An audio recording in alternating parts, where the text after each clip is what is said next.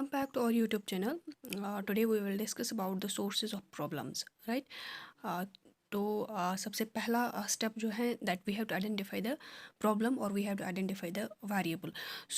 कहाँ से हम वेरिएबल या प्रॉब्लम को आइडेंटिफाई कर सकते हैं, ये हम आज देखेंगे, ठीक है। नॉर्मली अगर आप देखोगे जो भी यंग रिसर्चर्स होते हैं, जैसे आपकी तरह जो बडिंग रिसर्चर्स होते हैं, उनको प्रॉब्लम के बारे में कुछ भी नहीं पता होता है, यानी कि उनको हम कह सकते हैं that they are problem blind. उनको उनके आसपास बहुत सारी प्रॉब्लम्स होती हैं but they can't see those problems, इसीलिए हम उनको कहते हैं कि वो प्रॉब्लम ब्लाइंड होते हैं। सो इट्स इम्पॉर्टेंट कि हम आप जैसे यंग रिसर्चर्स को ये समझाए कि प्रॉब्लम सोर्सेज ऑफ प्रॉब्लम्स कहाँ कहाँ से आप प्रॉब्लम को आइडेंटिफाई कर सकते हो, ठीक है। सो देर आर डिफरेंट सोर्सेज के जहाँ से हम प्रॉब्लम को आइडेंटिफाई कर सकते हैं। Like we are having the review of related literature, we are having the theories, या we do the seminars and the conferences जहाँ से हमें प्रॉब्लम्स का पता चलता है, या कुछ लाइक इन्फॉर्मल सोर्सेज होते हैं, टीवी, रेडियो वगैरह, ठीक है। तो सबसे पहला सोर्स जो हम देखेंगे that is the review of related literature, ठीक है। तो लिटरेचर क्या होता है? लिटरेचर मीन्स इट्स अ मतलब नॉलेज, ठीक है। या आप ऐसे देख सकते हो ये नॉलेज कहाँ पे आपको मिलेगी। इट मीन्स कि ये नॉलेज आपको जर्नल से मिलेगी, जो आपके पास ऑनलाइन जर्नल्स होते हैं, डिजिटेशंस होती है, प्रोजेक्ट वर्क्स होते हैं, डॉक्टोरल थीसिस होती है। तो उनको हम वो हमें लिटरेचर, उनको हम बोलते हैं दोज आर द लिटरेचर, ठीक है। तो उसके बाद अगर आप देखोगे there is another term that is the related. Related क्या होता है? रिलेटेड को हम बोलते हैं कि दैट हम कैसे चूज़ करें किसी पर्टिकुलर एरिया को या किसी पर्टिकुलर एस्पेक्ट को जहाँ पे हम रिसर्च करना चाहते हैं, ठीक है। तो उसके बाद अगर आप देखोगे कि जब आपने ये फाइंड आउट किया कि आपको कौन कौन से एरिया में रिसर्च करनी है, like for example you want to research in the curriculum transaction in education. So उसी में आपको उसी का रिलेटेड लिटरेचर देखना है कि क्या क्या इसमें करिकुलर ट्रांजैक्शन में क्या क्या चीज़ें होती हैं। इस तरीके से हम ये कह सकते हैं कि रिसर्चर को जो रिव्यू ढूंढना है उसको किसके रिलेटेड ढूंढना है, दैट द करिकुलम ट्रांजैक्शन के रिलेटेड ढूंढना है। इसी चीज़ को हम कहते हैं कि we have to find the review related to we have to find the review of related literature, ठीक है। So this is important source of identification of the problem. हर किसी सब्जेक्ट में आपको रिलेटेड लिटरेचर मिलेगा। अगर कहीं पे आपको रिलेटेड लिटरेचर किसी में कम मिलेगा, किसी में ज़्यादा मिलेगा, जहाँ पे नहीं मिल रहा है, जहाँ पे कम मिल रहा है, उसको हम कहते हैं कि वहाँ पे गैप होती है। You are identifying the gap that exists between the related literature and the future this, ठीक है। सो देन हम ये कह सकते हैं कि जो रिसर्चर होता है ही आइडेंटिफाइज द प्रॉब्लम, या जिसका हम दूसरा नाम कहते हैं कि variable related to that very aspect जिस पे वो काम करना चाहता है, जिस पे वो रिसर्च करना चाहता है। और वो देखता है अगर टिल डेट उस पर कोई काम नहीं हुआ है या कुछ काम हुआ है, कुछ कम काम हुआ है, then he identifies that problem. तो उस प्रॉब्लम के रिलेटेड जो वेरिएबल्स होते हैं उन पे वो काम करना स्टार्ट करता है, ठीक है। सो इस तरीके से हमारा जो पहला सोर्स है या ये प्रॉब्लम आइडेंटिफाई या वेरिएबल आइडेंटिफाई करने का, वो है हमारा रिव्यू जो रिव्यू ऑफ रिलेटेड लिटरेचर, ठीक है। उसके बाद अगर आप दूसरा सोर्स देखोगे that is the under utilised या अनयूटिलाइज्ड थ्योरीज। कुछ ऐसी थ्योरीज, हर किसी सब्जेक्ट में आपको थ्योरीज मिलेंगी, आपको एजुकेशन, साइकोलॉजी, इकोनॉमिक्स, मैथ्स में, फिज़िक्स में, या केमिस्ट्री में, या इस तरीके से बायो साइंस में, बहुत सारी सब्जेक्ट्स में आपको डिफरेंट थ्योरीज मिलेंगी। वो थ्योरीज जो है वो लोगों के लिए हम कह सकते हैं कि डेवलप हुई है ताकि लोगों की लाइफ जो है दैट विल बी कंफर्टेबल, ठीक है। सो अगर आप देखोगे एक हम ये कह सकते हैं कि एक जो गुड टीचर होगा, ठीक है, तो वो अच्छे तरीके से टीचिंग करता है। एंड जो टीचर होता है वो वर्बल गेस्चर्स या नॉन वर्बल गेस्चर्स बच्चे को देता है, या हमने भी खुद एक्सपीरियंस किया है स्कूल्स में टीचर्स के वर्बल मतलब गेस्चर्स, लाइक टीचर अगर कभी गुड कहता है, कभी एक्सलेंट कहता है, कभी कहता है येस यू आर करेक्ट, तो उससे हमारा मॉरल अप हो जाता है, हम ये कह सकते हैं, ठीक है। तो जब भी हम ऐसे कुछ वर्ड्स सुनते हैं, ये हमें मतलब ये हमारे लिए रिवॉर्ड का काम करते हैं, और हमें ये मोटिवेट करते हैं कि हम उस क्लास में बेटर कर पाते हैं, ठीक है। सो अगर ऐसा कुछ हमें स्कूल में एक्सपीरियंस हुआ, तो मीन्स कि हमें वहाँ पे स्कोप है दैट वी शुड डू ना research related to the theories of motivation, ठीक है। तो इसी तरीके से मतलब जो भी थ्योरीज़ हैं जो कम यूज़ हुई हैं, जो कम यूटिलाइज हुई है, वो भी हमें एक तरह का सोर्स बन जाता है टू आइडेंटिफाई द प्रॉब्लम, ठीक है। तो नेक्स्ट वन इज़ कि जो हम सेमिनार्स या कॉन्फ्रेंसेस कंडक्ट कर रहे हैं या ऑर्गेनाइज कर रहे हैं सब्जेक्ट्स में, तो वो उन सब्जेक्ट्स में मतलब आप लोगों ने देखा होगा कि स्टेट लेवल सेमिनार्स होते हैं, नेशनल लेवल होते हैं, इंटरनेशनल लेवल सेमिनार्स और कॉन्फ्रेंसेस होते हैं। जो ये सेमिनार्स और कॉन्फ्रेंसेस होते हैं, इनमें रिसर्चर जो होते हैं वो प्रेजेंट करते हैं रिलेटेड टू द थीम जो सेमिनार या कॉन्फ्रेंस का होगा, ठीक है।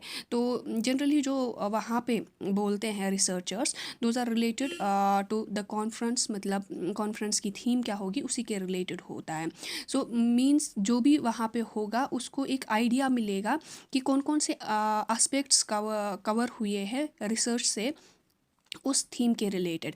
तो जब भी आप वहाँ पे सुनोगे उस कॉन्फ्रेंस में कि क्या क्या रिसर्च कंडक्ट हुई है, तो आपको सीधे पता चलेगा कि कहाँ पे गैप है, कहाँ पे प्रेजेंट रिसर्च क्या है, और हम किस में इंटरेस्टेड हैं। तो आप वहाँ पे भी सोच सकते हो ये ना प्रॉब्लम के बारे में, या वेरिएबल को फाइंड आउट कर सकते हो। तो जो तीसरा हमें है source, that is the seminars and conferences जो रिलेटेड सब्जेक्ट्स में होते हैं, ठीक है।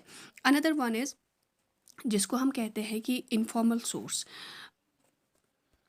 इनफॉर्मल सोर्स वो सोर्स होता है like we are having the newspapers, radios या टीवीज़, जिनमें आप लोगों को अक्सर मिलता होगा कि खबरें मिलती होगी related to like politics, education, health, finance.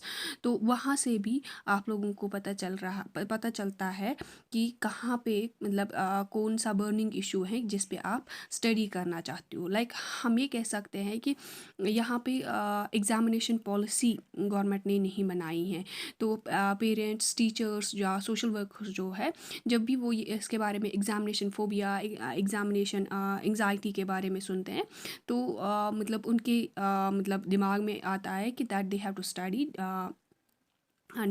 About the मतलब रिएक्शन टूवर्ड्स द एग्ज़ामिनेशन, बच्चों का या पेरेंट्स का या बाकी स्टेक होल्डर्स का, ठीक है। सो इस तरीके से हमारा एक और सोर्स है जो है that's the informal. But informal source को हम गुड सोर्स नहीं मानते हैं, क्योंकि मतलब जब भी हम ना पेपर्स में कुछ आर्टिकल्स लिखते हैं, वो कभी कभी रिसर्चर या वो कभी कभी ऑथर की अपनी आइडियोलॉजी होती है, तो वो उस पर हम रिलाई नहीं कर सकते हैं to find out the problem, ठीक है। सो उसके बाद what you have to remember while selecting the problem, जब भी आप प्रॉब्लम को सिलेक्ट करते होंगे तो आपको क्या क्या याद रखना है, या हम ये भी कह सकते हैं कि जो भी source of problem mentioned earlier हमने किए हैं, तो उससे मतलब उसके बेसिस पे आपको क्या क्या दिमाग में रखना है, that you have to select only one problem to conduct the research.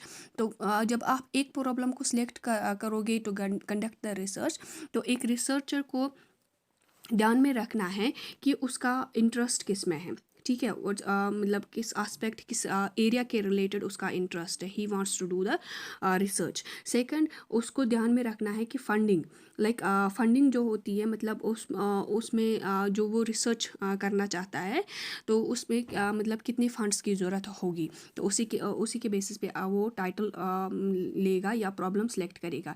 Time, उसको कितना टाइम लगेगा इस प्रॉब्लम को सॉल्व करने में, इस प्रॉब्लम को रिसर्च आउट करने में, ठीक है। इसी तरीके तरीके से मतलब उसके पास जो उसको फैसिलिटीज़ की ज़रूरत है, like equipment, skills, library, experts help, जो भी उसको ज़रूरत है, क्या वो उसको related to this problem available है कि नहीं है, ठीक है। एंड वन मोर थिंग, जो भी उसकी फाइंडिंग्स होंगी, जो भी उसके आउटकम्स होंगे रिसर्च के, क्या वो यूज़फुल है सोसाइटी के लिए कि नहीं है, ठीक होंगे कि नहीं होंगे, ठीक है। तो जो भी रिसर्चर होगा उसको मतलब he should have necessary specialisation regarding the conduct of the research, how to conduct the research, ठीक है।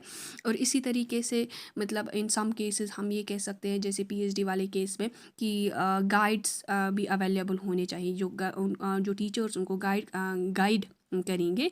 There should be the availability of those teachers during the process of the research, तभी तो आप मतलब उस प्रॉब्लम के related research कर पाओगे। एंड लास्टली हम ये अक्सर कहते हैं, जो भी रिसर्च होती है या जब भी रिसर्च कोई करता है, हम कहते हैं कि रिसर्च से आपको पेशेंस बिल्ड होती है। तो इट नीड्स पेशेंस, आपको पेशेंस की ज़रूरत होती है वाइल डूइंग द रिसर्च, ठीक है। आई नो कि मैं बहुत तेज़ बोलती हूँ, but I hope you will understand. I have already convey to you why I am teaching so fast, ठीक है। तो ये आज का लेक्चर थोड़ा सा फास्ट होगा, the upcoming lectures will be the normal lectures, ठीक है।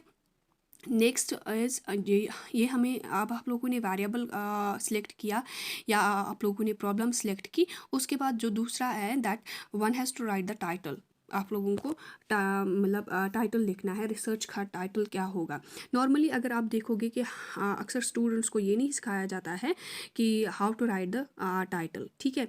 सो मतलब बहुत सारे हम ये कह सकते हैं कि उसके पीछे बहुत सारे रीजंस होंगे, या हम ये भी कह सकते हैं कि रिसर्च मेथोडोलॉजी बुक्स जो है वो इसको मेंशन नहीं करते हैं, because it's not the part of the syllabus of the research methodology. तो टीचर्स जो है वो इस चीज़ को स्किप करते हैं, how to write the title for conducting the research, ठीक है।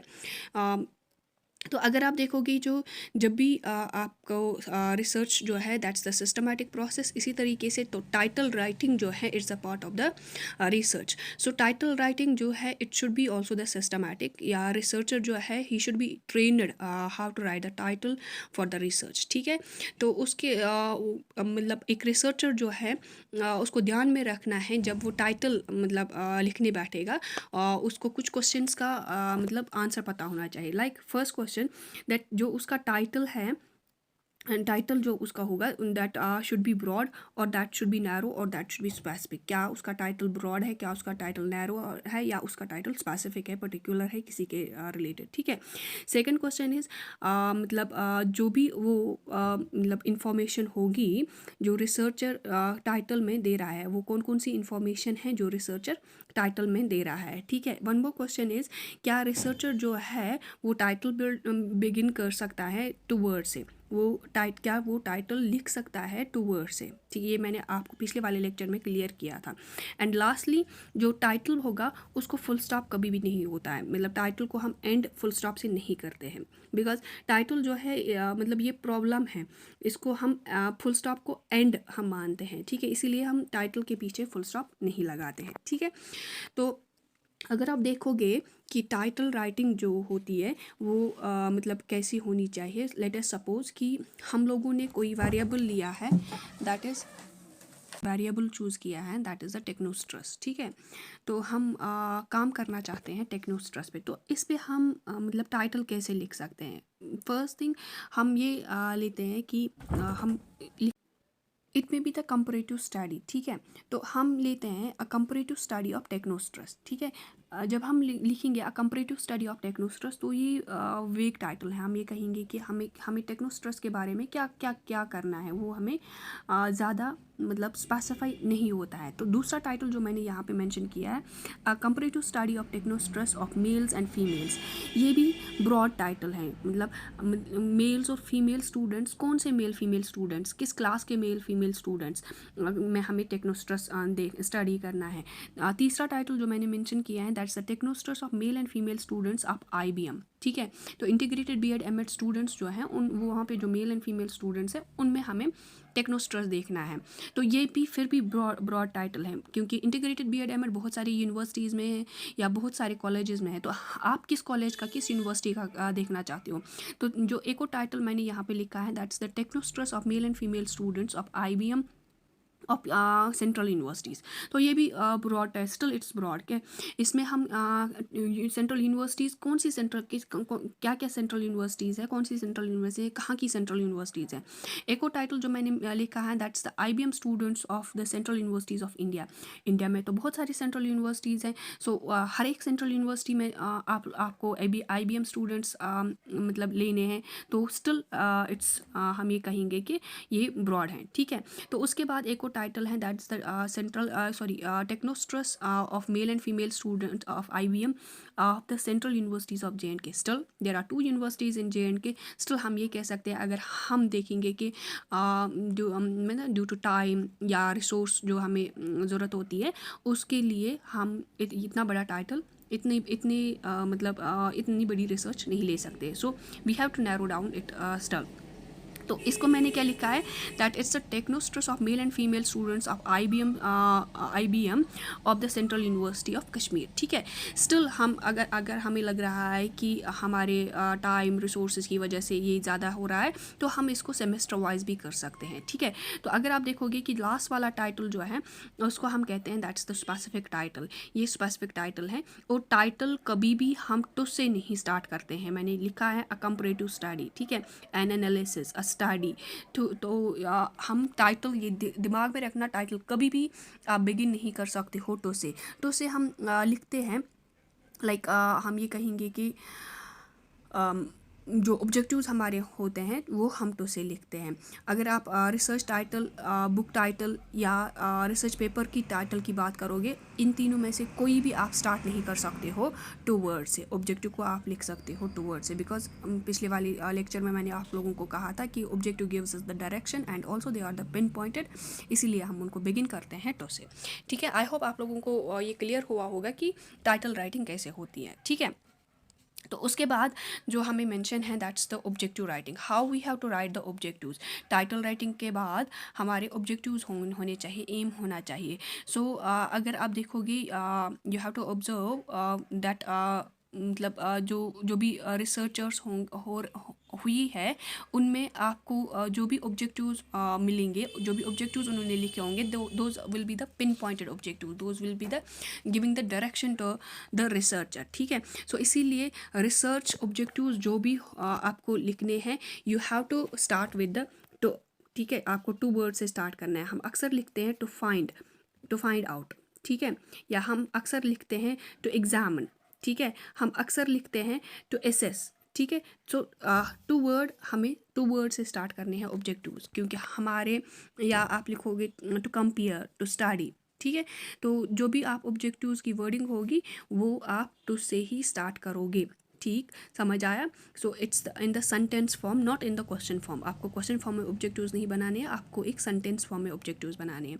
तो आगे हम देखेंगे, लाइक हम लोगों ने टाइटल जो लिया था, that was the comparative study of the technostress of male and female students of IBM of central university of Kashmir, ठीक है। तो इस टाइटल को हम अब ऑब्जेक्टिव फ्रेम करेंगे।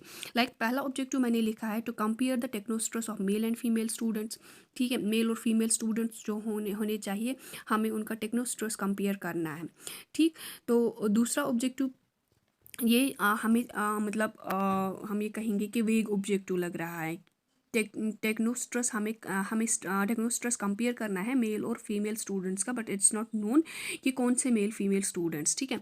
सेकंड ऑब्जेक्टिव जो है, that is to compare the technostress of male and female, to compare the mean score of the technostress of the male and female students. So इस ऑब्जेक्टिव से आपको लग रहा है कि आप लोगों को टेक्नोस्ट्रस का क्या कंपेयर करना है। You have to compare the mean score of technostress, जो मेल और फीमेल स्टूडेंट्स का आपको मिलेगा।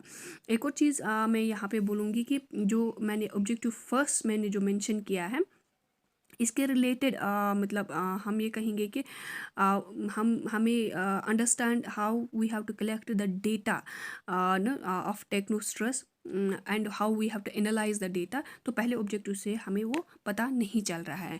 बट द सेकंड ऑब्जेक्टिव जो है, इससे हमें पता चल रहा है कि जो हम डेटा कलेक्ट कर रहे हैं उसको हमें क्या करना है, we have to compare the mean score of male technostress जो मेल्स का होगा और टेक्नोस्ट्रस जो फीमेल्स का होगा। यानी कि इससे हमें पता चलता है मीन स्कोर हम कंपैरिजन कैसे करते हैं, that for that comparison we use the T test. ठीक है, तो टी टेस्ट हम यूज़ करते हैं। जो ऑब्जेक्टिव सेकंड की वर्डिंग है वो वर्डिंग अप्रोप्रिएट है और वो डिसाइड करती हैं, वो हमें हेल्प करती हैं to decide the data analysis technique. ठीक है, समझ आया? इसी तरीके से आप बहुत सारे ऑब्जेक्टिव्स लिख सकते हो इस टाइटल के रिलेटेड। तो जो आप लोगों ने टाइटल चूज़ किया है, that is the comparative study of the technostress of male and female students, IBM students of central university of Kashmir. तो इसके बेसिस पे आप बहुत सारे ऑब्जेक्टिव्स फ्रेम कर सकते हो। तो मैं अब आप पे छोड़ती हूँ कि मतलब जो आपके ऑब्जेक्टिव की वर्डिंग है, इट डिपेंड्स ऑन दैट कि आप कौन सी स्टैटिस्टिकल टेक्निक डेटा एनालिसिस के लिए यूज़ कर रहे हो। तो आप मुझे कुछ ऑब्जेक्टिव्स फ्रेम करके दोगे, लाइक टी टेस्ट के लिए वो मैंने किया है। सेकंड जो हमारे लाइक एनोवा हैं या एनकोवा है, तो उनके रिलेटेड आप अगर ऑब्जेक्टिव्स बना सकते हो तो do comment those objectives in the comment section. ठीक है, और rest I will be back with one more this video lecture. I am sorry that it was in hurry, so I hope you will understand. Thank you for watching. Have a nice day.